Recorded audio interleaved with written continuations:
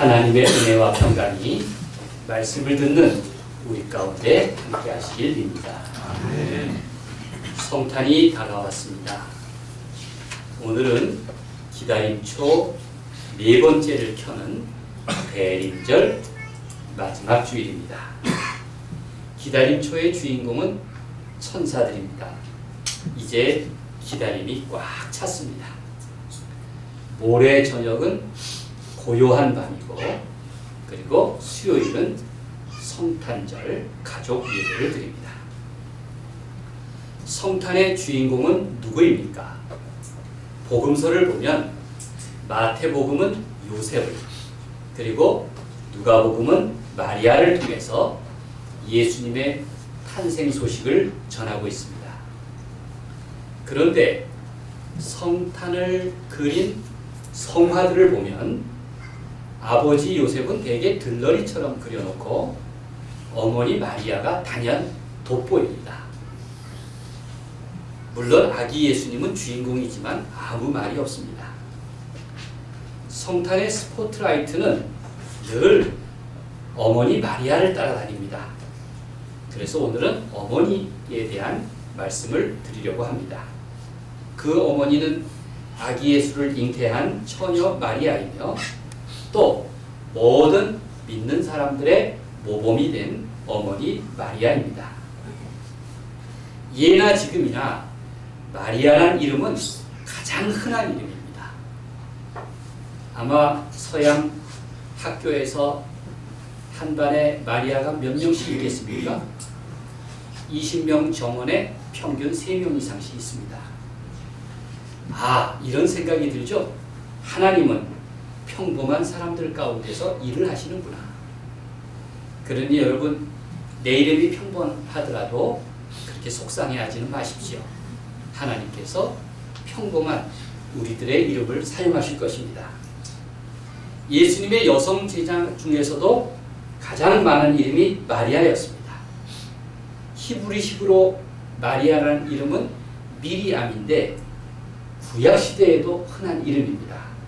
그러니 내 이름이 평범하다고 해서 결코 실망하는 일은 아닙니다.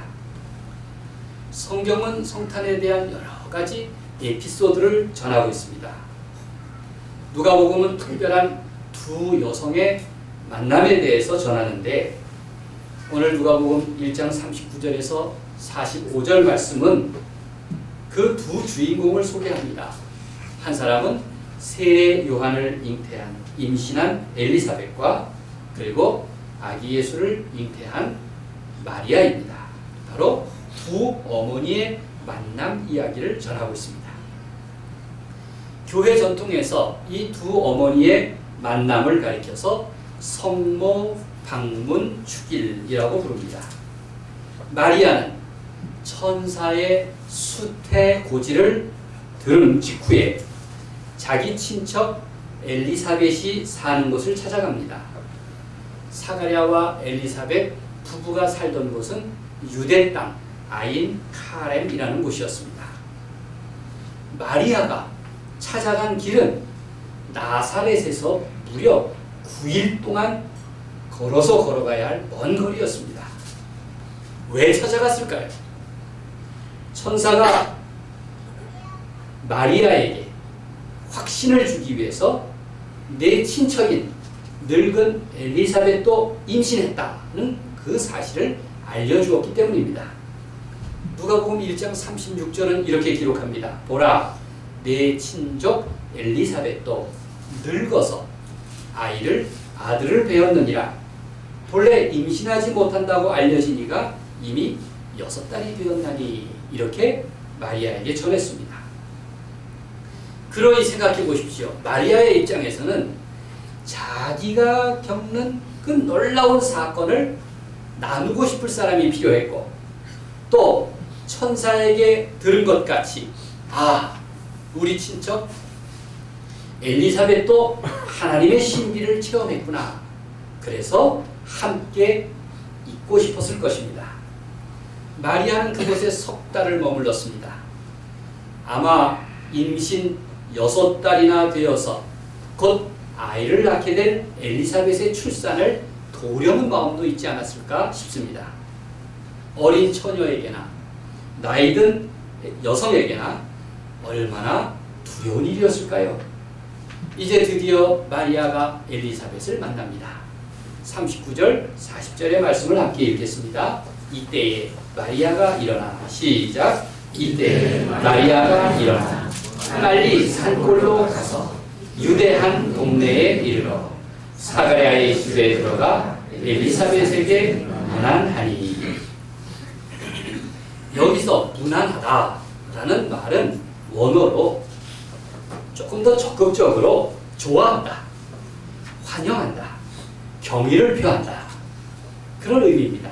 아주 지극한 환대, 반가움을 표현하고 있습니다. 두 여성이 만나자마자 포옹을 하고 크게 반가워하는 모습을 상상할 수 있습니다. 저는 여성들에게 그런 것이 부러운 것 같아요. 그냥 만나면 늘 허그를 하고 손을 잡고 심지어는 발을 동동 구르고 그러잖아요. 반가우면 그렇게 표시하죠. 남자들은 그렇게 못하는 거예요. 남자들도 그렇게 허그도 하고 그렇게 반가움을 표현할 수 있으면 좋겠습니다. 성경이 전하는 수많은 만남의 사건들이 있지만 이 마리아의 방문과 그리고 두 여성의 만남은 정말 극적입니다. 두 여자는 하늘의 신비를 체험한 사람들입니다. 그리고 둘 다 두려움도 있었습니다. 아마 동병상련을 느꼈을 것입니다. 본문을 보십시오. 두 여성은 예비 어머니였습니다. 늙은 엘리사벳과 젊은 마리아의 만남은 각각 태중에 있는 두 아기의 첫 번째 만남이기도 합니다. 두 여성의 경우 한 사람은 임신이 불가능하다고 여겼던 늙은 엘리사벳이었고 또 한 사람은 결코 임신해서는 안 될 처녀 마리아였습니다. 참 두 여성의 만남이 놀랍습니다. 사실 두 여성의 만남이 특별한 까닭은 태중에 있는 두 아들들 때문입니다. 늙은 엘리사벳의 태중의 아들 세례 요한은 구약 시대를 끝낼 인물, 즉 과거의 시대를 끝낼 인물이고, 그리고 처녀 마리아가 잉태한 하나님의 아들은 새로운 구원의 시대, 신약의 시대를 열 구원자입니다. 엘리사벳은 임신 사실을 6개월 동안이나 숨기고 지냈습니다. 나이든 내가 임신을 했다면 사람들이 뭐라고 할까? 아마 그런 두려움도 있었을 것입니다. 그리고 마리아 역시 마찬가지입니다. 이제 막 수태 사실을 들었습니다. 두 여자는 자신들에게 일어날 일을 누구에게도 알릴 처지가 못했습니다. 그만큼 상상하기 놀라운 일이 벌어졌고 때로는 위험한 일이기도 했습니다. 그렇지만 두 여성은 스스로를 서로 알아보았습니다. 두 사람은 자기에게 일어난 불가능한 사건 속에서 두려움도 느꼈지만 또 한편으로는 환희와 희망을 공감할 수 있었습니다. 도대체 무슨 일이 일어난 것일까요? 아기를 임신하게 됨으로써 앞으로 일어날 장래가 무엇인지 그 둘은 서로에게 증언할 수 있었습니다. 그런 것을 공감이라고 합니다. 하나님은 공의와 자비의 시대를 여시려고 두 힘없고 소박한 여성을 선택하십니다. 마리아와 엘리사벳의 만남은 비슷한 처지의 두 여성 사이에 아주 강한 연대감을 느끼게 합니다. 감동의 연대, 또 고난의 연대, 희망의 연대입니다. 마리아가 석 달 동안 엘리사벳의 집에 머무는 동안 서로에게 얼마나 큰 의지가 되었을까요? 여러분 공감하시죠? 그 여성들과 연대하려는 마음도 드십니까? 제가 2025년 감리교 여선교회 전국연합회에 원래 공가를 집필 의뢰를 받았습니다. 여러 가지 고민을 하다가 1년치 12가를 우리 복음서 속 여성들의 이야기를 소개해야겠다. 그렇게 작정을 하고 교재를 집필했습니다. 12가지 키워드를 주제로 삼았는데 그 첫 번째 주제가 연대입니다. 연대. 연대란 무엇입니까? 여럿이 함께 무슨 일을 하거나 함께 책임을 진다는 뜻입니다. 그 연대에 해당되는 첫 번째 주제의 인물들이 바로 마리아와 엘리사벳입니다. 젊은 마리아와 늙은 엘리사벳은 사랑으로 서로 연결됨으로써 하나님의 역사를 온몸으로 받아들인 믿음의 본을 보여준 아름다운 사람들입니다. 두 여성은 둘이었지만 그러나 하나님의 역사를 이루어가는 길에서 하나로 연대하였습니다. 하나님은 사람과 사람이 합력하여 선을 이루도록 이끄시는구나. 그래서 한자도 보면 사람 인자가 한 사람, 두 사람 서로 협력하고 그래서 연대하도록 지음받은 존재들 아닙니까? 오늘 본문을 좀 유심히 살펴보십시오. 지혜로운 엘리사벳은 자신을 방문한 친척 마리아에게서 일어난 일을 한눈에 알아보고 있습니다. 어떻게 그게 가능할까요? 성경은 설명하기를 엘리사벳이 그 순간 성령이 충만하다고 했습니다. 성령이 충만한 엘리사벳은 마치 선지자처럼 그의 눈빛과 말씨를 통해서 마리아에게 말을 건넵니다. 42절 43절을 계속 읽겠습니다. 큰 소리로 불러 이르되 여자 중에 네가 복이 있으며 시작. 큰 소리로 불러 이르되 여자 중에 네가 복이 있으며 내 태중의 아이도 복이 있도다. 내 주의 어머니가 내게 나오니 이 어찌된 일인가. 나이 든 친척 어른인데 그 엘리사벳은 아주 어린 애띤 처녀 마리아에게 내 주의 어머니 이렇게 공경합니다. 얼마나 겸손한 모습입니까? 진실한 사람은 진실한 사람을 알아보게 마련입니다. 그렇습니다. 성령께서 엘리사벳에게 충만하게 임재하셨기 때문에 장차 마리아를 통해 이루어질 하나님의 뜻을 그가 깨달았구나 하는 마음이 듭니다. 그리하여 엘리사벳은 메시아의 어머니 마리아와 그 태중의 아기에게 찬양을 드린 첫 번째 사람이 되었습니다. 또 세례 요한과 아기 예수의 첫 만남도 소개합니다. 44절 계속 읽겠습니다. 보라 내 문안하는 소리가 시작. 보라 내 문안하는 소리가 내 귀에 들릴 때에 아이가 내 목축에서 기쁨으로 뛰놀았도다. 엘리사벳은 어떤 여성입니까? 그의 남편은 제사장 사가랴였습니다. 그 사가랴는 자기 순서가 되어서 성소에서 이제 제사를 드릴 때에 그가 천사 가브리엘의 고지를 듣습니다. 그런데 그는 하나님의 초월적인 역사를 믿지 못했습니다. 그리고 부인했습니다.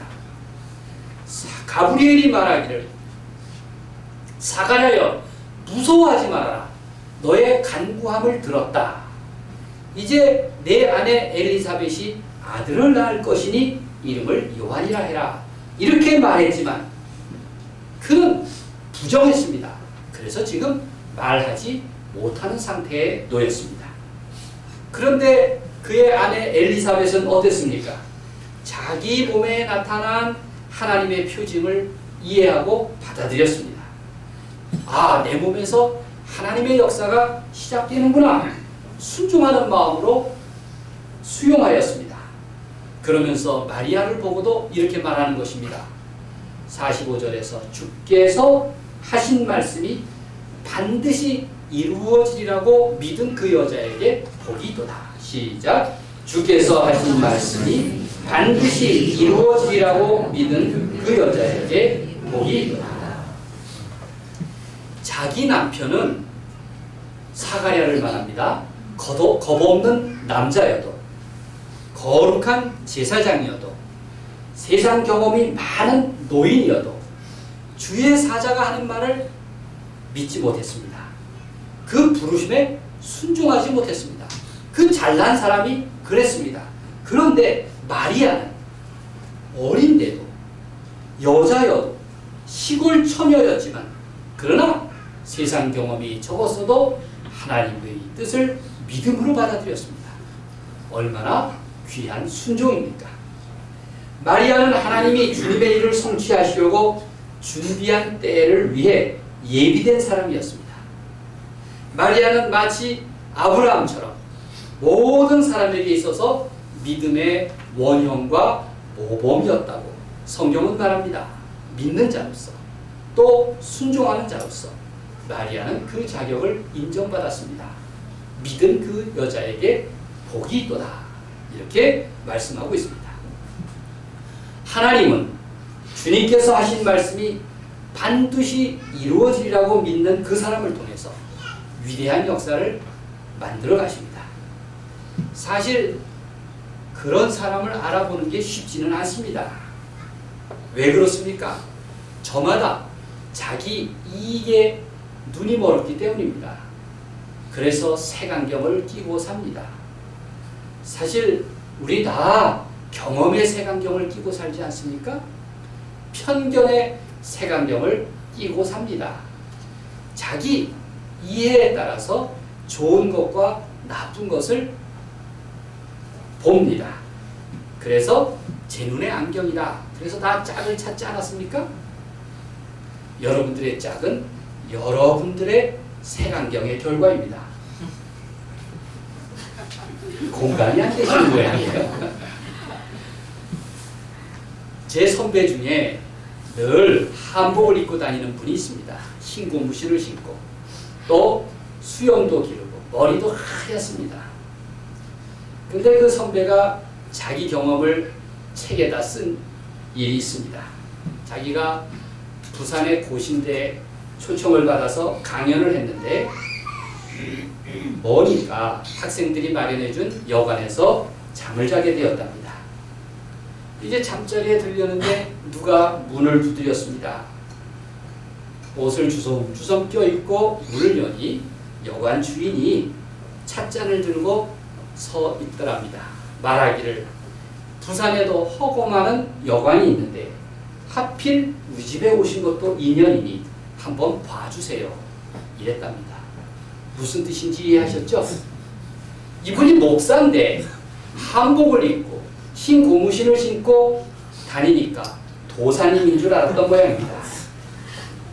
그제서야 그 선배는 자신이 괜한 오해를 사고 있구나라는 생각이 들었답니다. 짜증도 났지만 그 주인 여자가 너무 눈빛이 간절해 보여서 그러면 한번 봅시다 하고 자리를 거쳐 앉았답니다. 여관집 주인이 자기를 좀 봐달라고 하니 들여다보니 안색이 혈색이 고르지 않고 좀 어둡고 눈빛이 불안해 보이더랍니다.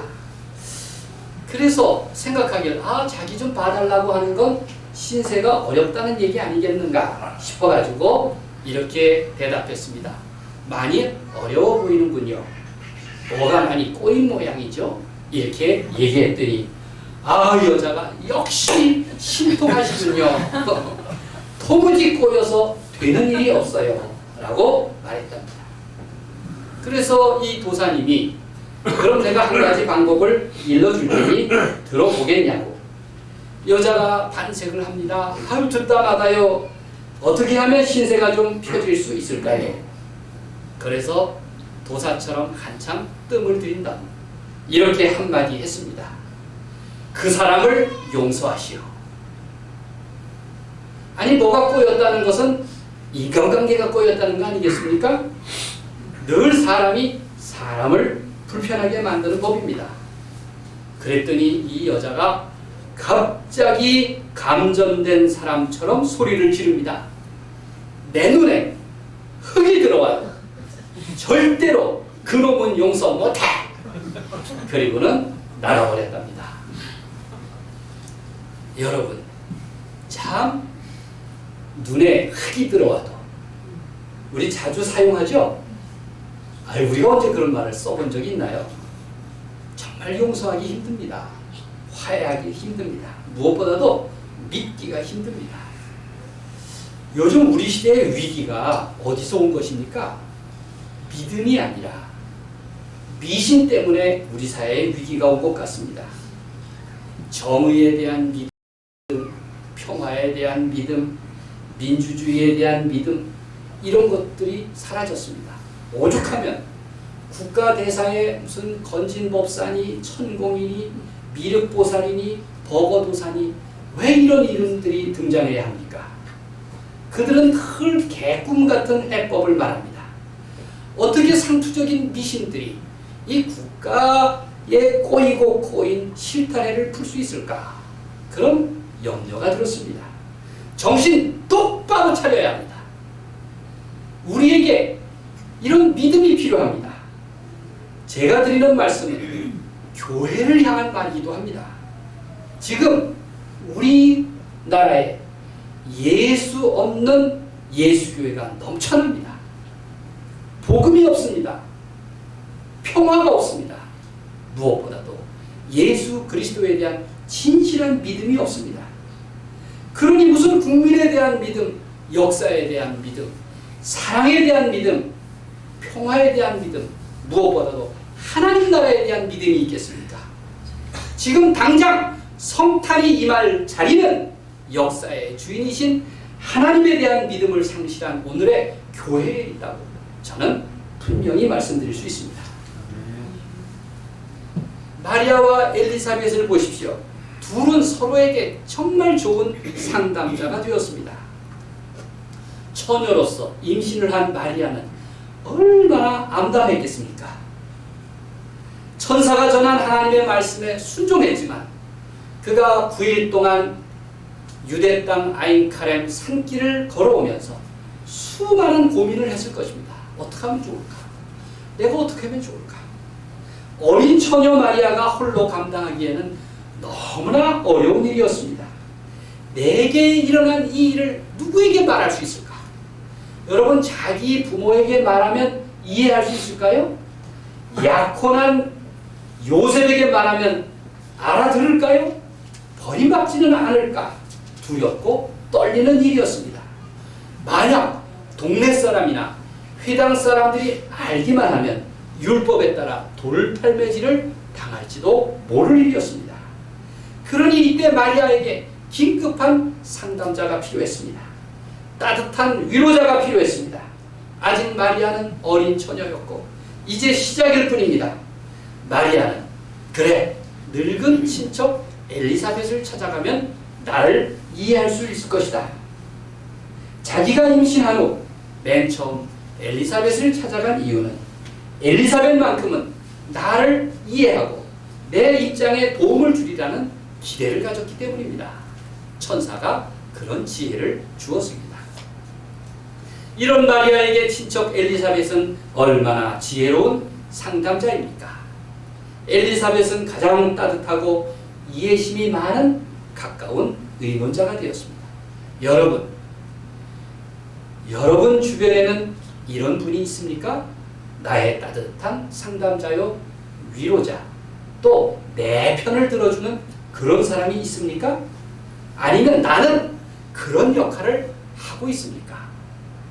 여러분, 그런 사람을 찾는 일도 중요하지만 내가 그렇게 따뜻한 상담자요, 지혜로운 위로자, 그 이해심이 많은 존재로 여러분 준비되어 있기를 간절히 바랍니다. 엘리사벳이 한 말, 주께서 하신 말씀이 반드시 이루어지리라고 믿은 그 여자에게 복이 있도다. 이 고백은 마리아에게 얼마나 큰 위로가 되었을까요? 오늘 말씀은 엘리사벳이 마리아를 가리켜 한 축복의 말씀으로 절정을 이룹니다. 믿은 그 여자, 믿은 내 자신에게 하나님께서 큰 은총을 베풀 것이다. 너를 통해서 새로운 믿음의 역사를 이루어 가실 것이다. 마리아는 자신을 통해서 이루실 하나님의 계획을 받아들였습니다. 주의 여정이오니 말씀대로 내게 이루어지리라. 목숨을 걸 만한 일인데 마리아는 그 일에 기꺼이 동참한 것입니다. 하나님의 하시는 일이란 바로 믿음 때문이었습니다. 하나님이 하시는 일이라는 믿음 때문에 마리아는 결심한 것입니다. 여러분, 우리가 믿음을 갖는다는 것은 얼마나 중요합니까? 믿음은 바로 이러한 마리아처럼 목숨을 걸어야 할 만큼 용기가 필요한 일이라고 하는 것을 여러분 분명히 알아야 합니다. 아, 이 일은 하나님이 하시는 일이구나. 이 일은 하나님이 이루어 가시는 일이구나 라는 믿음을 가질 때 우리는 목숨을 걸 용기를 얻을 수가 있는 것입니다. 우리가 믿음을 갖는다는 것, 마리아처럼 예수 그리스도를 영접함으로써 새 세상을 잉태하는 일입니다. 그래서 요한복음 1장에서는 아기 예수를 영접하는 사람들에 대해서 이렇게 말씀하고 있습니다. 영접하는 자, 곧 그 이름을 믿는 자들에게는 하나님의 자녀가 되는 권세를 주셨으니 이는 오직 하나님께로부터 난 자들이니라. 요한복음 1장 12절 13절 말씀입니다. 그렇게 나는 하나님의 자녀가 되었습니다. 우리가 성탄을 맞는다는 것은 하나님의 역사에 화답함으로써 새로운 질서에 동참하는 일입니다. 이제까지는 내 인생의 주인이 나여서 내 마음대로 했다면 이제는 하나님의 뜻대로 살아야지. 내 삶의 주인공 자리를 예수 그리스도에게 양보하는 일입니다. 그럼으로써 내 안에 새로운 삶, 새로운 창조가 예비될 줄로 믿습니다. 그러니 여러분, 우리는 성탄에 이렇게 기도할 일입니다. 주님, 제가 마리아처럼 순종하게 하옵소서. 엘리사벳처럼 따뜻한 위로자가 되기를 원합니다. 그리하여 주님의 시대 하나님의 나라를 예비하는 일에 나를 사용해 주옵소서. 그렇게 기도하고 소망하는 여러분이 되시기를 바랍니다. 하나님의 평화가 성탄을 맞는 우리와 함께 하시기를 임마누엘 아기 예수님의 이름으로 간절히 축원드립니다.